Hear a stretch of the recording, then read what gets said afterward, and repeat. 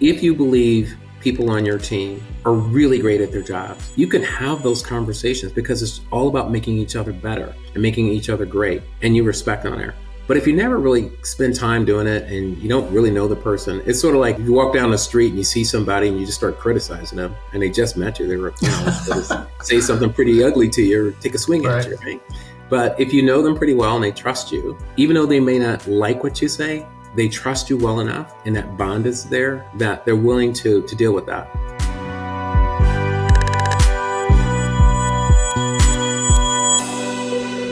Hey everyone, this is MK Palmore. Welcome to this episode of Amplified, the Leadership Student 2.0 podcast.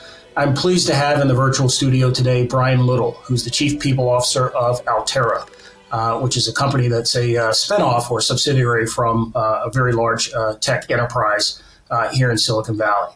Brian has a deep experience and in the field of leadership, has been a professional for many years. And I think you're going to enjoy the conversation that we have where we capture and spend time talking about both recruiting, which is a huge component in the human resources field, but really what it means and what it takes to be and invest in building and developing leaders today. So Brian, it's good to see you again. In the initial conversation that you and I had as we were talking about the lead up to potentially having you on this podcast, we got into some pretty decent discussions around your background and some serious thought leadership, I think, about the subject of leadership. We'll get into all of that, I think, during the course of this conversation. But for the purpose of my listeners, why don't you tell them a little bit about what you're doing now for Altera and also a little bit about your background from an executive leadership standpoint? Yes, I'm the Chief People Officer for Altera.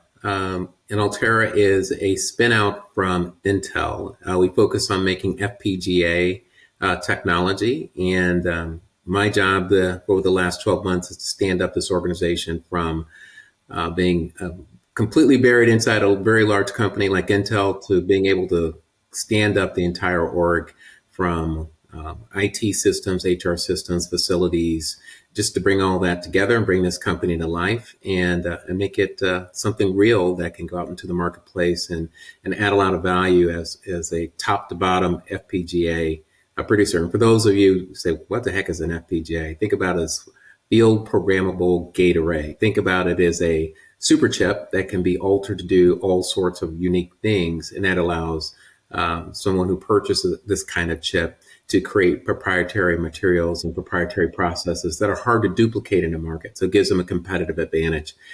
So we have customers all over the world. We have a lot of, whether it's military, whether it's automakers. It's a very unique technology, and it takes the skill to build and grow these kinds of teams. Most people come out of college, they may know a little bit about FPGA technology, but it really does require an end-to-end development cycle. So part of my job is to not only go out and find talent, but to help that talent be able to do this kind of work and keep turnover down because the investments in these folks is pretty high. And so if they're not happy and they leave, you're starting all over again. Have you been in the HR space for the majority of your career? I have. I started off in operations and it was a great experience. I used to work with union employees, and that was a great experience. If you've never done that, I always say it's a learning curve because they'll tell you exactly what's on their mind all the time. But it was really good. And I learned from that. And then I moved into another role that was more on the outside, on the customer side. And I really liked that role too, because it helped me put together people and numbers in a way that's kind of hard to do if you just come straight out of HR. But eventually I moved into work in the Management Development Center. Think about it as a live acting center where people would come in, they'd play roles, they'd play employees and that kind of thing. And it was to help sharpen managers or would-be managers to how to handle employee situations that could actually be really difficult. And we would score the participants and then help them be able to, figure out what they could do better and work their way through that.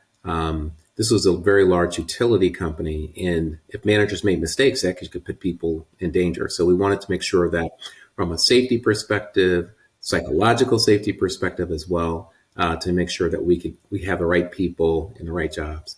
And then spending a lot of time working on that. We use a lot of techniques, a lot of tools. It was a great job. It's one of those few jobs I think about when I worked in operations.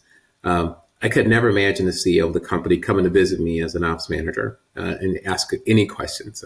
It felt like that would have been way far away. But here I am, relatively young, out of school, and I get this drop by the CEO. He called me up and he says, "Hey, I'm looking for your boss, but I can't find him." And I'm like, "Well, I don't know where he is." And he says, "Well, I want to come and look at the assessments."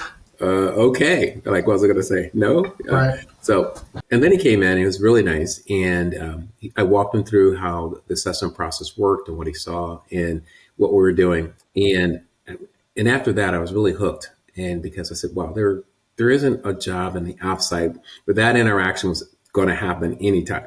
And he came back a few other times and he asked more detailed questions. And then I started to really start thinking that perhaps this is something I want to do from a career perspective, spend more time on helping leaders get better at their job and then also helping senior executives understand their role in producing the kind of organization that they want to have and the people they want leading it to get the results that they want. And so I dedicated myself to start working through that. And so it was a great experience just to kind of get myself. How long ago was that from a timeline standpoint? Almost 40 years ago. That seems like it might have been innovative at the time to spend so much time investing in leaders.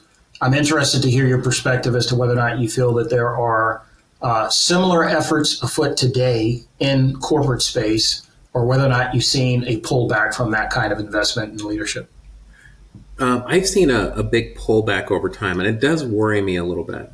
And it's not because I think senior executives don't believe that leaders need to be developed over time, but there was a gap that happened during a couple of, I would say, big recessions. And as companies, to save money, stopped investing in some of these programs, and always with the intent to bring them back and that kind of thing. If you talk to them, say, "Oh yeah, we're just going to put it on pause for a while." But oftentimes when budgets are cut, it is difficult to bring back, particularly a high ticket item like assessment centers and things like that. So sure enough, there is a whole generation of leaders that got less developed than I would say some of the others. And a lot of these folks today are in C-suite executives and didn't necessarily get that full development that their predecessors did. And the expectations are very different. And so when I interact with those folks, probably the thing that it's fun is just to kind of help them understand not only what they missed, but why it's important. And then what's available for them today on a personal level, but also how do they help their teams? So even though I think assessment centers and things like that are going to be pretty rare, but there are a lot of other things that can be done to help leaders make progress. But people really struggle with, how do I bring all that together? How do I see that it's working and that kind of thing?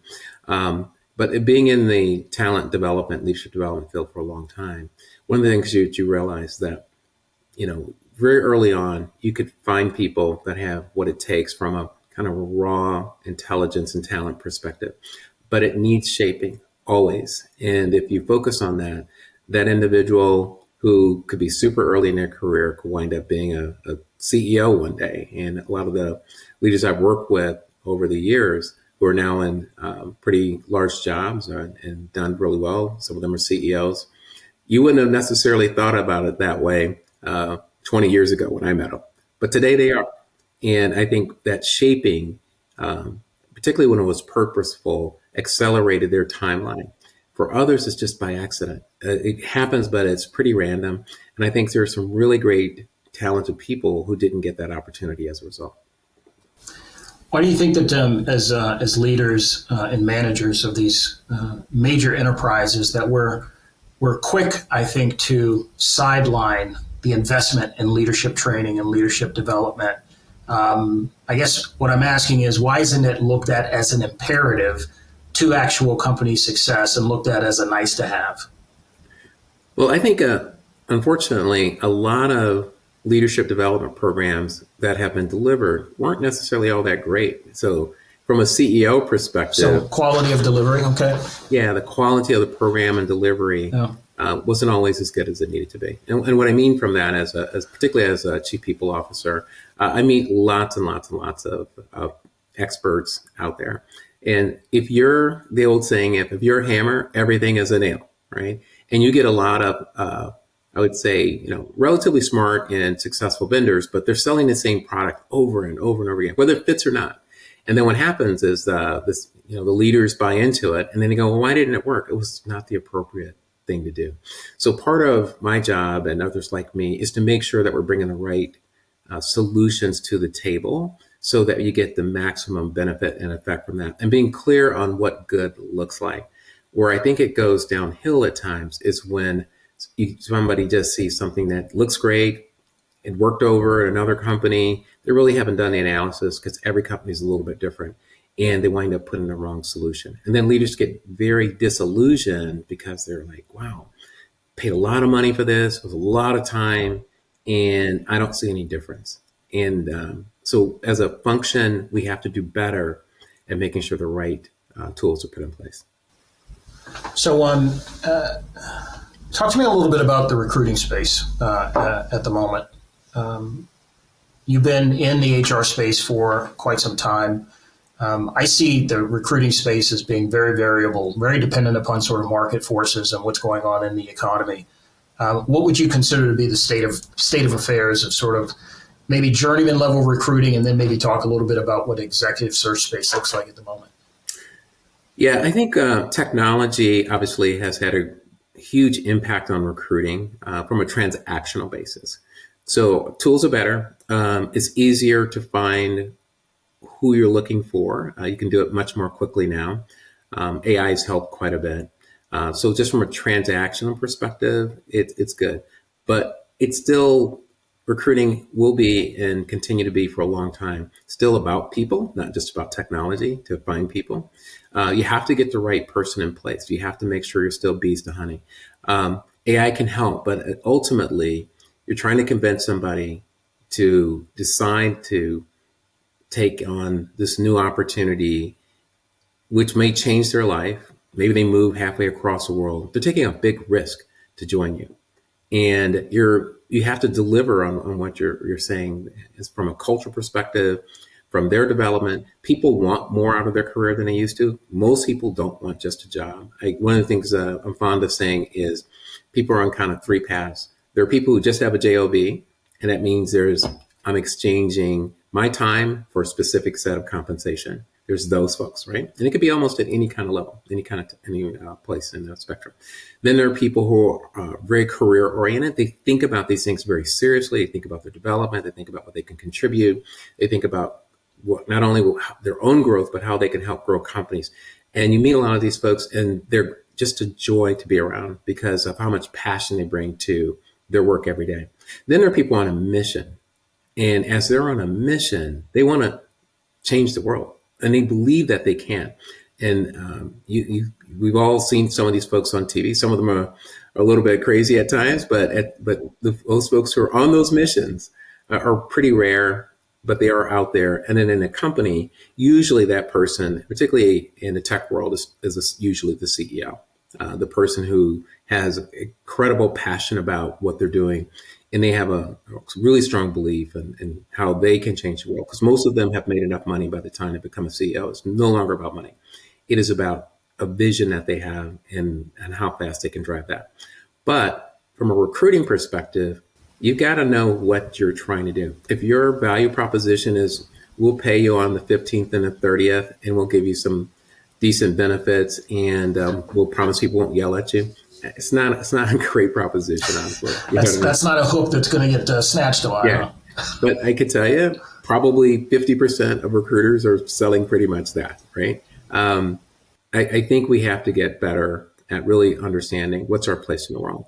When I joined Intel about 6 years ago, the thing that really helped for me, and actually I thought about it, I wasn't actually going to join the company. It was fine, but I was thinking about doing something else. The last person I met, her name is Sandra Rivera, who actually became the CEO of Altera. She wound up talking about Intel's place in the world, not about the technology and stuff, but how Intel had actually changed the world. And that impressed me to want to seek out this a little bit further. And the more I did, the more I liked it. And I think that's what recruiting still has to be in place. Technology can help get a person in front of you. But at some point, you have to talk about why you exist And then what are you going to do to help that individual be able to co-live out what they want to be doing, and then what your company stands for. And those two have to meet. Is it fair to say you got sold on the vision then? Yeah, I would say every job that I think I've taken, I've been excited about the mission of the company and why they're in the world. And so you think about whether it's Intel or HSBC where I worked at before, or Zurich Insurance Group where I worked at before, they all had a special need that they filled, and they were all able to get you excited about what is it that you're on that journey with them. And when you feel like you're on a mission and a journey as an employee, that is very different. You're going to work harder. You're going to deliver more. You're going to be concerned about it. You're going to watch the budget like it's your own house's money. You're going to have more frank conversations with people who aren't on that journey with you. It makes you a better leader. And I think as we recruit people in today's market, you have to really ensure that connectivity is there, or it's just a turnover that's getting ready to happen because somebody else will pay them a little bit more and they dart out, and you've invested all of this time and effort for somebody who's not going to be around. That's an amazing point. I want to make sure that we don't lose that. Getting folks sort of hooked into that mission and vision, understanding they are part of a journey that's underway, and having them feel like they're a part of it. I've experienced it on a handful of times in my career, and you're absolutely right. It makes an enormous difference in terms of your productivity, what you're willing to do to invest time and effort on behalf of that employer. And the challenge is, though, is that the complete opposite, or the corollary of that, brings you the opposite result, as you just indicated, where folks are, they may have one eye on the work or the job, but the other eye is on where's that next opportunity for me, because I'm looking for something that's going to get me motivated about what it is that I'm spending the vast majority of my time doing, which is working. Yeah, I think it's when you have it right as a company, when you really figure it out, you're able to recruit exceptionally well. I think about, like, for example, Altera. We have about a 98% close rate when we make offers. Now, one could look at it and say, what are you guys doing? Are you giving people gold-plated bars or something to get them to join? It's really not that. What we're really doing is we're being very clear about what we're doing and why we're trying to do it, and how we affect customers and how they can be part of that journey and get them excited about it. So since we're attracting the right people to start with, they're going to say yes.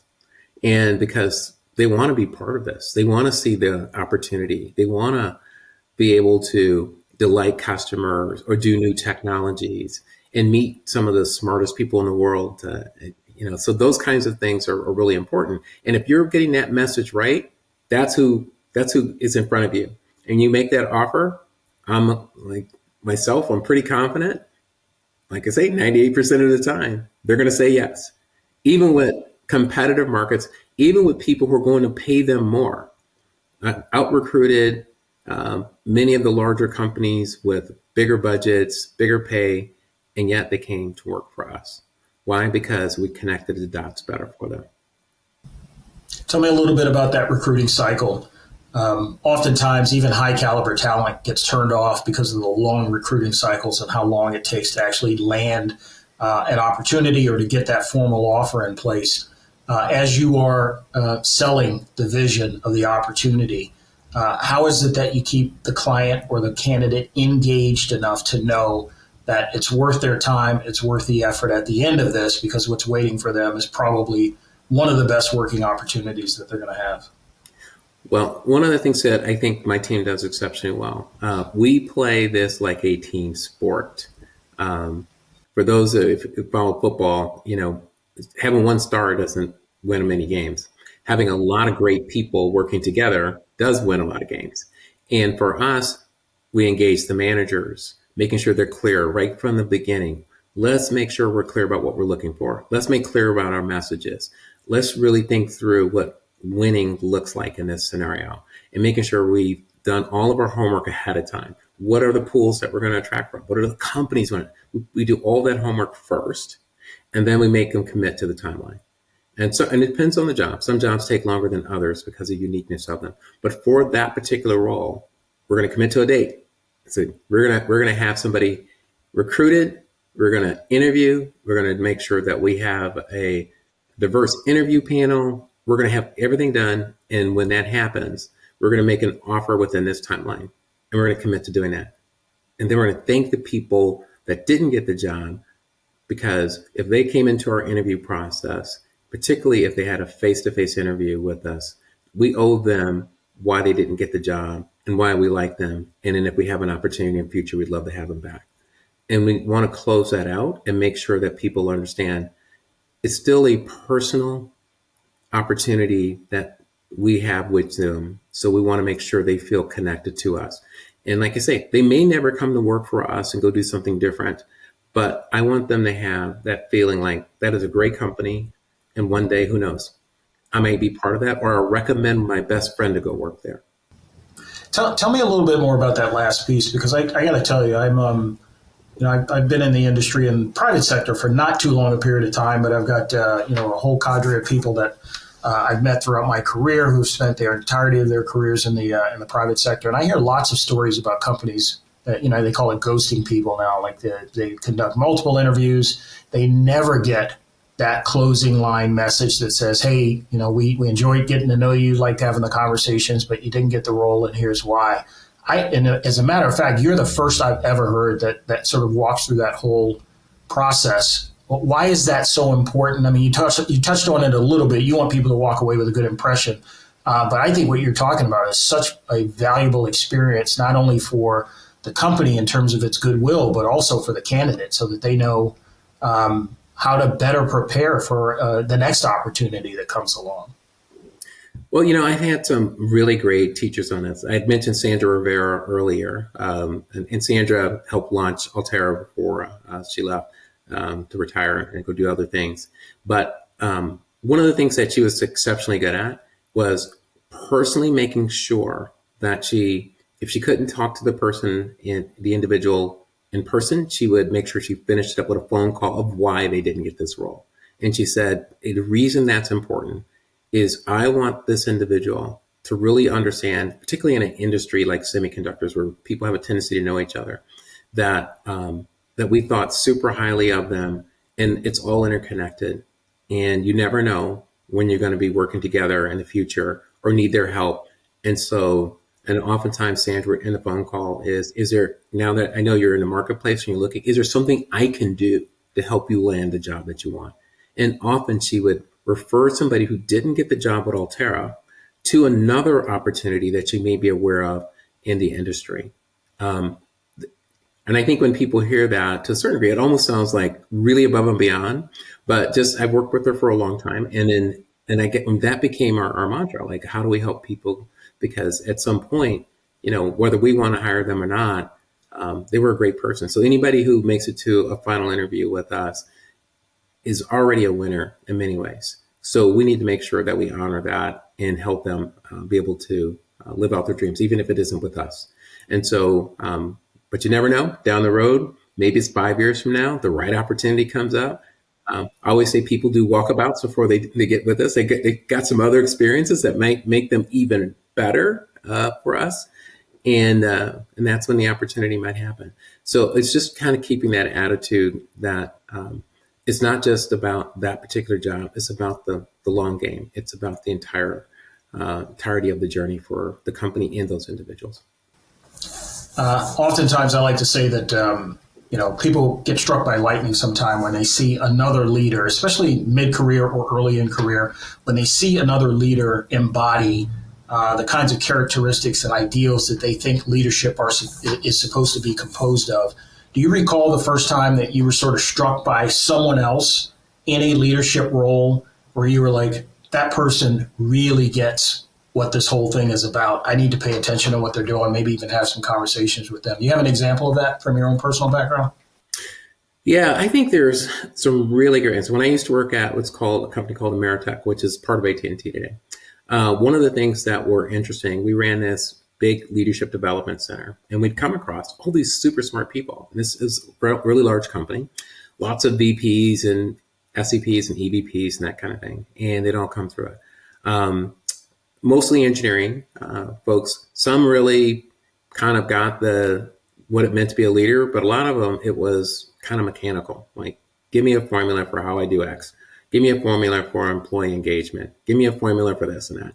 And I remember this one guy in particular, in how he just took a different point of view on how to do that. And he thought about what was his teachable point of view, what was his responsibility as a leader, recognizing he is on stage all the time, and the stewardship of how lucky he was to be able to do this kind of work.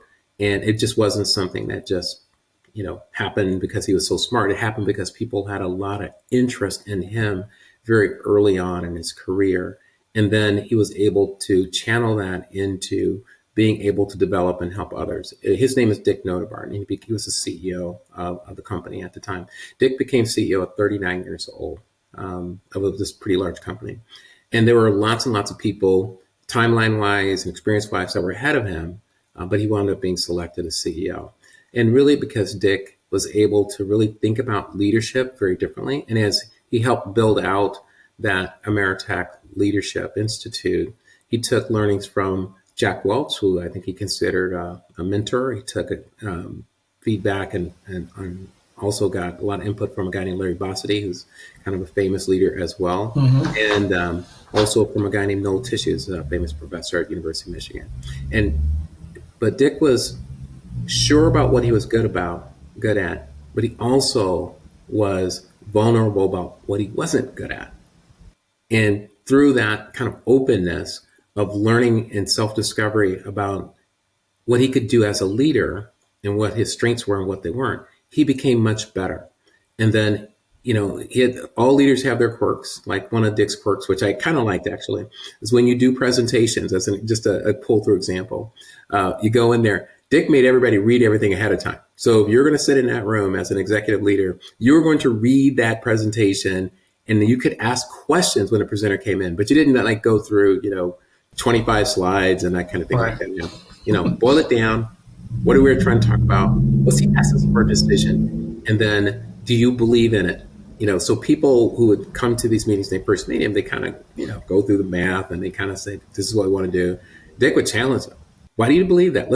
I'm not here to go through your slides. Tell me why you believe we should do this. Convince me that this is the investment we should make, no matter how big or how small the ask was. So that over and over and over again taught me as a leader focused on developing talent, how to get others to be able to do that. Different pull-throughs for different people, but really understanding where is that special thing, that special sauce that makes them not only unique, but it helps them make other people better. And I think Dick saw that. And after that, I looked for that kind of quality over and over and over again. Where can I find that leader and that person who can do that? Outstanding example.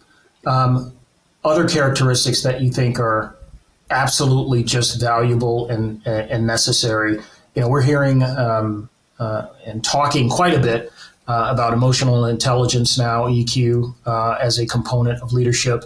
I would say that the whole EQ discussion is really kind of a byproduct of maybe the past decade plus of transformation in the leadership space. But I would say prior to that, maybe even the early 2000s, I don't ever remember anyone mentioning the term emotional intelligence, nor talking about it in leadership circles. Talk a little bit about what you think that impact has been, and maybe some other characteristics that you think have sort of taken on an outsized role in terms of what represents good leadership.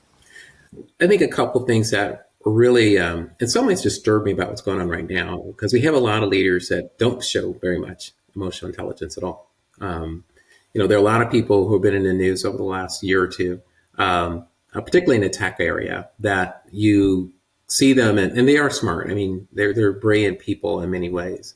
But like a lot of things, time and place had a lot to do with how successful they were, not necessarily how great of a leader they were. And people have kind of misinterpreted that because they had a good run of it, because they've made some money and their organization has done well, that this is actually a really great leader and we should do what they do. And oftentimes it was just they just kind of stumbled into it, particularly in Silicon Valley where I work. You can come across some people every now and then are really actually pretty bad leaders, but they had the right technology at the right time, and somebody decided to spend money on it. So you have to kind of separate that out a little bit. So if I go back to then what does help, even before people really think about motion intelligence, there's some really good examples. I'll use one from HSBC when I worked there. They had a CEO, a guy named John Bond, and John was pretty famous in terms of just kind of his rise to become the CEO at that time, one of the biggest banks in the world from a value standpoint. And he worked his way up from a teller all the way up to CEO and didn't really go to college. He just was able to think, if you think about it, this 300,000 person company at the time, this guy becomes CEO, no college, right? And then you say, well, how does that happen? Obviously, he's very smart, brilliant in many ways, but there are a lot of little things that he would do to learn and grow. And one of the more famous stories, and we always kind of figure out, does it really happen the way it is? But it doesn't matter because people believe it to be it as something that's true. There's this famous ride that John's on an airplane going from London to the States. And there was this young person on the plane. And John was famous for riding coach because he wanted to know how normal people, everyday folks, were experiencing life. And as the leader of one of the biggest banks, he needed to stay in touch with just kind of the normal everyday person. So he'd ride coach every now and then. Not that long of a ride, 6 hours or so, but still there. And there was this young man that was sitting next to him, and he started talking about this new job that he had and how excited he was and the greatness of the people that he met. And then quickly, John figured out he was talking about HSBC, right? And he just kind of let him go on and on and on, right? And, they finally got to the end of the ride, and, the kid was like, and John never told me he was a CEO at the time. And he says, hey, I think you're going downtown. I'm going downtown. Maybe we can catch a cab together. And John said, I got a car outside that's waiting for me. Why don't you ride with me? And of course, the kid goes out and sees this big old giant limousine, and the driver with the hat on his head, the whole 9 yards. And the kid looks at him and says, who are you? And he says, I'm John Bond. I'm the CEO of the company you just joined. And that kind of leader is really just absolutely creates loyalty because of what, being able to characterize himself differently than others, seeing his role in the stewardship, being not only attuned to whether it's this young man, but every other leader. John could be super direct as well. So when things weren't going well, he could help you understand what you needed to do better too. But he also had this kindness and this thoughtfulness that really made people want to follow him and really appreciate everything that he's done. So those kind of folks do really well. Now they do balance it out though. They are able to compartmentalize the hardcore business decisions they need to make, but they're also able to show that personal touch of humanity. And they just do it both well, but you have to be able to do both. You can't just be one or the other. You can't just be this great human being and not be able to do the other work. But through, I think, normal sifting of leadership skills and traits and then also accomplishments, if you're looking for both, you'll find both. You'll find that right person. Right now, what I'm worried about and what I'm seeing is people are only really looking at one side of the equation. And therefore, we're getting people who wind up in, relatively high echelons of companies where they're CEOs or C-suite executives who really have missed the lessons. One of the things that I still struggle with, quite honestly, is creating an environment where there's enough transparency and trust so that you can have those tough conversations with people and get to solving problems and then move beyond those tough conversations so that you can continue to work together. Talk to me a little bit about your experience in that. I know all leaders have experienced it, and not everyone feels comfortable with it, but I've heard stories of cultures that have been created where the culture was comfortable enough and productive enough where they could put the leaders in the room and folks could yell at each other and scream and do all the stuff they needed to do and then walk out of the room with a decision and move forward with the project that needed to be made and that didn't disrupt anyone's relationships. I think that's valuable. I actually would love to strive to something like that because I think it cuts away at all of the it cuts bare the ability to really get down to the crux of what's challenging the company at the time. Maybe a situation, maybe it's a product that needs to be launched, whatever the case. But you should feel comfortable in some kind of space, basically giving an unvarnished opinion about something and then talking about it making a decision and moving on. What do you think about that conceptually, and have you seen that in action? Yeah, I think the biggest thing is it kind of starts with having a high bar of entry to the team. And what I mean by that is I had a brother who was a pro football coach for a long time. And one of the things that was interesting were the teams that he was part of, that they would lose all the time, and the teams that would win all the time. And, you think about the NFL, the teams are essentially very close in terms of talent because of how contracts work, how draft picks work, and all this stuff in there. In theory, they should all be about the same, but yet some teams win a lot and other teams don't. The teams that have super high standards and the entry to those teams and the commitment that you have to make to be part of those teams is higher than others. Therefore, their ability to get in each other's face and confront each other is a lot higher, because it starts with they actually respect the person in front of them. They may disagree, vehemently with what that person's point of view is, but at the same time, they're going like, but they're probably one of the best ever, right? The same thing translates to organizations. If you believe people on your team are really great at their jobs and they really have a special place, you can have those conversations because it's all about making each other better and making each other great, and you respect them there. But if you never really spend time doing it and you don't really know the person, it's sort of like if you walk down the street and you see somebody and you just start criticizing them and they just met you, they were, say something pretty ugly to you or take a swing at you, right? But if you know them pretty well and they trust you, even though they may not like what you say, they trust you well enough, and that bond is there, that they're willing to deal with that. And I think about all the hard conversations I've had, either as the HR leader or just with peers.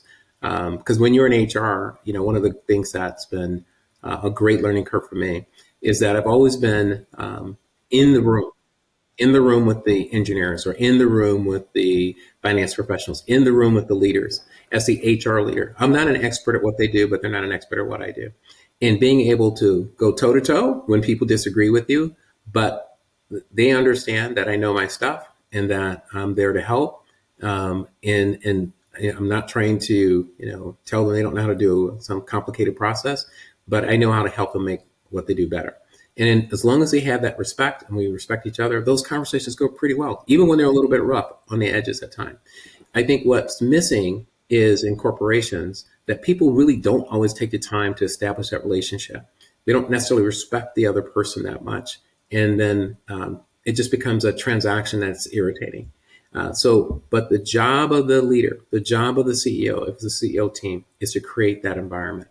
What I partner with that CEO is to say, how do we get to that, and evaluate after every big meeting we have? How far did we go? Did everybody sit on their hands? Did people have a lot of hall room conversations versus in the room conversations? Right. You really have to assess it, evaluate it, push yourselves as an organization, and be willing to talk about it. The CEOs I've worked with, the ones that really have embraced this, and most of them have, they will say, hey, we had a meeting last week. I'm not happy. And the reason I'm not happy is because I don't feel anybody's really saying what was on their mind. Let's talk about why that didn't happen. And we may facilitate a session on why it didn't happen and what was going on. And also recognizing that sometimes you have to have a lot of silence, because people, when there's not that much trust, they won't talk. And just say, we could sit in this room for an hour and stare at each other, or we could talk. And I had a group that we sat in the room for almost an hour before we really had a serious conversation. It was really painful, by the way. It was super painful. Silence can be painful. Yeah. And then finally it broke down, and we had one of the best conversations we ever had. But we had to sit there. I learned that from my wife. When she's really ticked at me, she doesn't talk to me. And then she just like, yeah. Then I break it. Okay, I'll tell you anything you want. You let me know. I will tell you. You just have to have a strategy and really partner with the leader to make sure that we understand what good looks like. There are quite a few challenges on the landscape as it relates to leadership right now.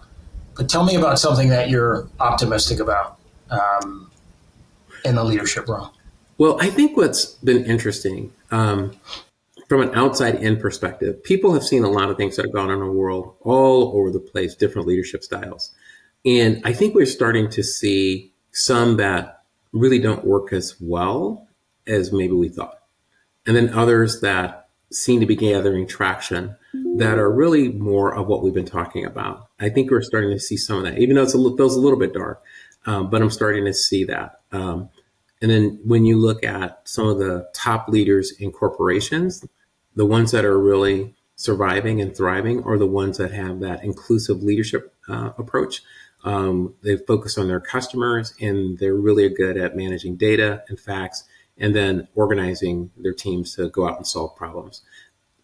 That hasn't really changed, in many, many years. As my mother would say, Jesus used to do all that. What are you talking about? So, when you start to look at it, that part probably hasn't. Getting people to focus on it kind of sometimes gets out of style. But I think that's swinging back. And I'm seeing really an emphasis again on what good leadership looks like and getting that out there. I think we had a little rough patch here, but we're getting back to it. That's encouraging. Brian, how can folks find you? Have you done any writing on your thoughts of leadership historically?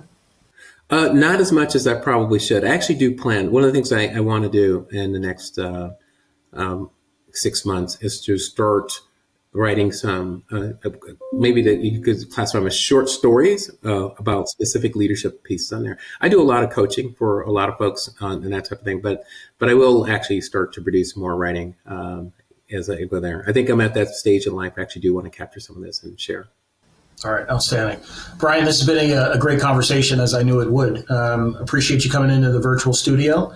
Thanks for taking the time for the conversation. And actually, when you're done with those writings, maybe we'll circle back and have you back on the podcast so we can talk about how you capture all of this wealth and depth of information that you have from your experiences. And hopefully the folks listening got a little piece of that during this conversation.